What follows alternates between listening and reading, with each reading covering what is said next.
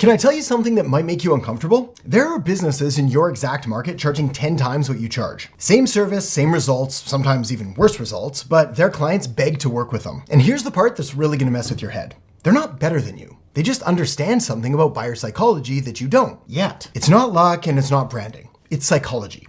Deep, primal patterns that premium brands discovered decades ago. And not the surface level psychology you read about in marketing books.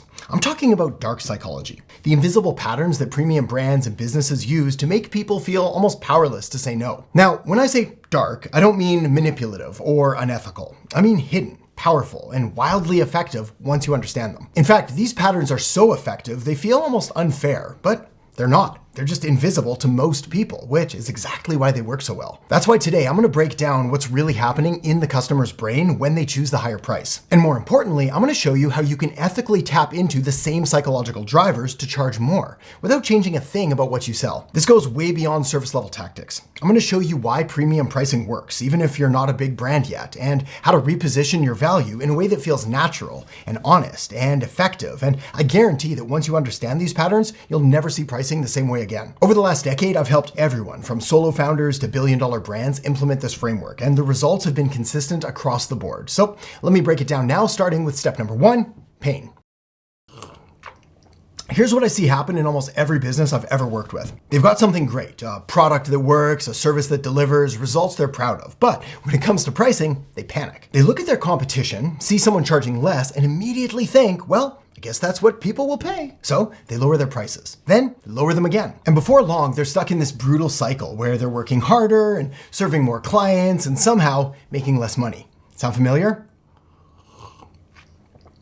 Scary, right? But the problem isn't your pricing. It's what you think pricing means. Because most business owners believe that price is about cost, that it's about what something is worth, or what it costs to deliver, or what the market can bear. But here's the truth. Your price isn't a number, it's a mirror. And it reflects how people see themselves when they buy from you. That part's really important to understand. Because premium buyers aren't just looking at you. In fact, they're not even really looking at you at all. What they're doing is looking at themselves in the mirror that your pricing holds up, and then trying to decide what this purchase means about them. So you need to make sure that what they see in the mirror makes them feel like the hero, not the bargain bin. Because people don't buy based on value alone. They buy based on how that value makes them feel about themselves. And premium brands figured this out a long time ago. They learned that when you understand the psychology behind buying decisions, you don't need to compete on price. Because you're not selling on price anymore. You're selling on perception. And perception, well, that's where the real money is. But here's the part that makes this frustrating. Most business owners never learn this. They keep grinding, keep lowering their prices, and keep wondering why they can't break through. And the whole time, there's this invisible psychological pattern happening right in front of them that they just can't see, at least until now. So let's move on to step 2. Now here's the good news. You don't need a fancy brand, you don't need a huge marketing budget, and you don't need to become the next Nike or Apple. All you need to understand is what's actually happening inside your customer's brain when they make a buying decision. Because once you understand that, everything gets easier and way more profitable. Think of it like this. Your price is like a stage. You set it low and you'll get bargain hunters in the front row. People looking for the cheapest option, people who don't value you, people that don't care what you do. Set it high and you attract people looking for a premium experience, people who respect your expertise, people who are ready to invest. Same offer, or in this case, same show, but a completely different audience. And the audience determines everything. When you do this right, you stop competing on price. You stop feeling like you have to justify your rates, and you start attracting customers who see your value immediately and are happy to pay for it. I've seen this work for businesses in every industry that you can imagine. Coaches charging $50 an hour who move to $5,000 packages. Consultants stuck at $2,500 projects who start closing $25,000 deals. Service providers who thought they had to be the cheapest option suddenly becoming the premium choice in their market. And this is the part that's going to trigger some people. But the truth is that none of them did it by getting better at what they do. They just learned how to position themselves differently, how to tap into the psychological drives that make people want to pay more. Not because they're being tricked, but because paying more actually makes them feel better about their decision and get better results. And that's what we're going to unpack right now. Because here's where it gets really interesting. When you position yourself at a premium, something psychological happens that most business owners sadly never get to experience. Your prospects start selling themselves on working with you. They stop asking things like, why should I hire you? And start thinking, how do I qualify to work with you? In other words, the power dynamic completely flips. Instead of chasing clients, trying to prove your value to them and hoping that they say yes, they start chasing you and trying to prove that they're ready and hoping that you say yes. Not because you're being difficult or arrogant arrogant, and not because you're playing games, but because your pricing creates a psychological signal that says this person is in demand, this person is selective, this person knows their worth, and people want to work with that kind of person. So the question isn't, can I charge more? The question is, do I understand the psychology that makes people willing to pay more? Because once you do, you're never going to look at business the same way again. But let's keep moving to step 3, vision. Imagine this. You're sitting down with a potential client, and instead of them asking, how much does this cost? They're asking, when can we start? Instead of shopping around for 3 more quotes, they're ready to move forward right now. Instead of trying to negotiate your price down, they're asking if there's a way to work with you faster. That's what happens when you understand premium pricing psychology, but it goes deeper than just charging more. When you position yourself as the premium option, everything in your business gets better. You attract better clients, the kind who respect your time and value your expertise and are actually excited to work with you. You have more freedom because you're not chasing volume anymore. You're serving fewer people at higher rates, which means you get your time back. And you feel confident because you're no longer justifying your prices or competing on cost. You know what you're worth, and so do your clients. And here's the part that most people don't talk about. Your clients will get better results too. Because when someone pays premium prices, they show up differently. They're more committed, they're more engaged, they're more likely to follow through. And that means they succeed faster. The investment they make isn't just a transaction, it's a signal. When clients pay premium prices, they signal to themselves that this transformation matters, which unlocks a whole new level of commitment and focus that simply can't be bought on discount. So everyone wins. You make more money, they get better outcomes, and your business becomes something that you're actually proud of, not just something you're grinding through. That's the vision. That's what's waiting for you now that you understand how premium pricing actually works. Okay, step 4. Belief. Now, I know you might be thinking, that sounds great for established brands, but I'm not Nike.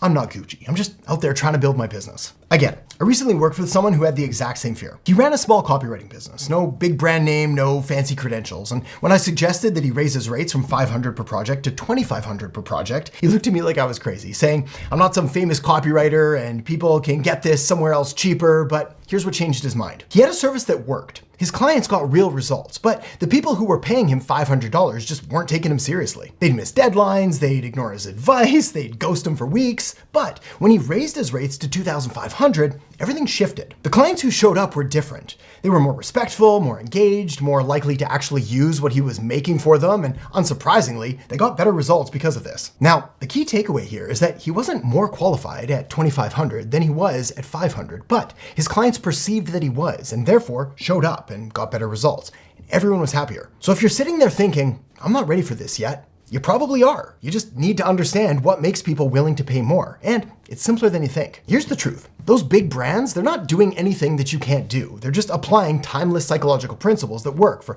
any business, in any market, at any stage. But these aren't the feel-good psychology principles that people talk about at marketing conferences. These are the dark patterns, the invisible drivers that operate below conscious awareness, the ones that make people justify paying 10 times more and feel good about it. But let me show you what I mean. Every buying decision is driven by 5 core psychological needs. The need to acquire status, to connect with others, to learn and grow, to defend what matters, and to feel something meaningful. But when it comes to premium pricing, 3 of these drivers do the heavy lifting. And once you master these 3, you can charge whatever you want. So let me break them down now, starting with drive number 1, status. We, as humans, are hardwired to care about status. We want to feel like we're part of something exclusive, something that not everyone can have, something that other people admire or look up to. Now, I know how this sounds, but this isn't about being shallow. It's just how we're built. This is why when someone buys a premium product like a Rolex watch or a premium service like a fancy vacation, they're not just buying the thing, they're buying the signal. The signal that says, I'm the kind of person who can afford this, who values quality, who makes smart decisions, and that feeling is worth paying for. This is the drive to acquire, where people want things that increase their status or comfort or security. And when your offer taps into that, price becomes secondary. I mean, just think about it for a second. Why does someone buy a luxury watch for $10,000 when a $20 Casio tells time just as well? Why do people pay $8 for a cup of coffee at a boutique shop when they could get it for $2 at the gas station down the road? All right, bad example. That one's about survival, not preference. The point is, though, that it's not about the product or the service. It's about what owning the product or receiving the service says about them. This is the same reason that you can take the exact same information and sell it as an ebook for $20, a course for $200, or a coaching package for $2,000. And when you understand that, you stop competing on features and you start positioning your offer as the choice that reflects your customer's ideal identity, the person that they want to be or want to be seen as. Let me give you an example. A bookkeeper who raises her rates from $300 a month to $1,200 a month. Doesn't change what she does, she just changes who it's for. She stops positioning herself as affordable bookkeeping for small businesses and starts positioning herself as financial clarity for ambitious entrepreneurs who are serious about growth. Same service, different signal. And her clients love it because now working with her actually means something. It means they were the kind of business owner who invests in professional support, who takes their finances seriously, who are playing at a higher level. That's the power of status-driven psychology. Okay, let's move on to drive number 2. The need to belong. The second drive here is about connection. Again, we're hardwired as humans to want to feel like we're part of something, like we belong. In fact, for pretty much all of human history, belonging to our tribe was key to survival, and premium brands create this through exclusivity. Not fake scarcity, not limited time gimmicks, but real authentic positioning that makes people feel like they're joining a community of other like-minded individuals, so they're part of an exclusive group. This is the drive to connect. People want to be part of a group that reflects their values or aspirations. And when you position your offer as something for a specific type of person,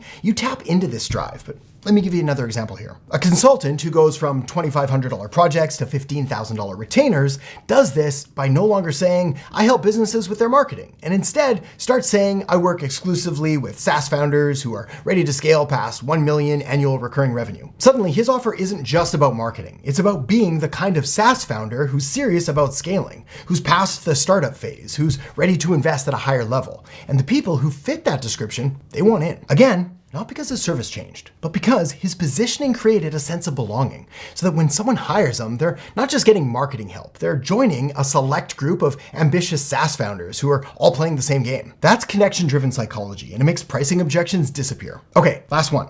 Drive number 3.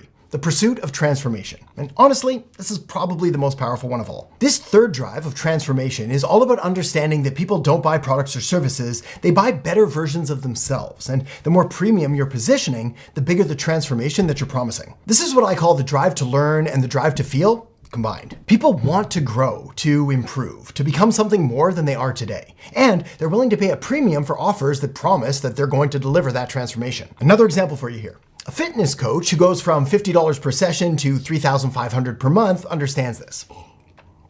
She stops selling personal training sessions and starts selling complete body transformation for executives who refuse to settle for average. Same workouts, same nutrition advice, but now the offer isn't about exercise. It's about becoming the kind of person who has the energy and confidence and discipline to perform at the highest level. That's a transformation. And transformations command premium prices because when you position your offer as the bridge between who someone is now and who they want to become, price becomes an investment, not a cost. And people will gladly pay 10 times more if they believe that that transformation is real. And that's what premium pricing psychology is about making people believe deeply, viscerally, that working with you or buying from you will transform them into the person they want to be. So now you might be thinking, okay, that all sounds great, but how do I actually do this? Well, good question. So let me show you now in step 5, plan. So now that you know how powerful this all is, the question really does become, how do you actually apply this? Well, here's the framework. Step 1, choose your customer, get specific. The first and arguably most important point here is to stop trying to serve everyone. You need to pick a specific type of customer who has the resources and the desire to invest at a premium level. Trying to serve everyone is the fastest way to water down your message and lose any chance that you had at charging premium prices. Step 2, identify their core drive, match the motivation. Then you need to figure out which psychological drive matters most to them. Is it status or connection or transformation? Then you want to position your offer around that drive. Now, when in doubt, lead with status, as it's pretty much the most powerful and universal drive out there. Step 3, communicate value.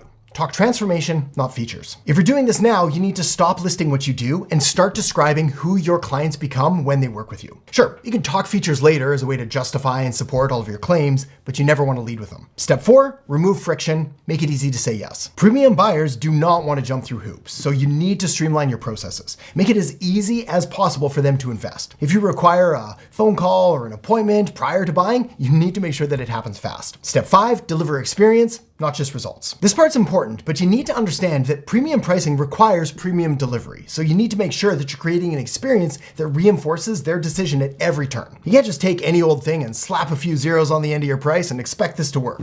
The offer must justify the price. But once you understand this psychology, you'll see these patterns everywhere, across every premium brand and business that commands 10x prices. Now, if you want to go even deeper into dark psychology, I've got a video linked up right here breaking down 10 psychological sales techniques that most businesses are too afraid to use. use, but that premium brands use every single day. So feel free to tap or click that there, watch it next, and I'll see you in there in just a second.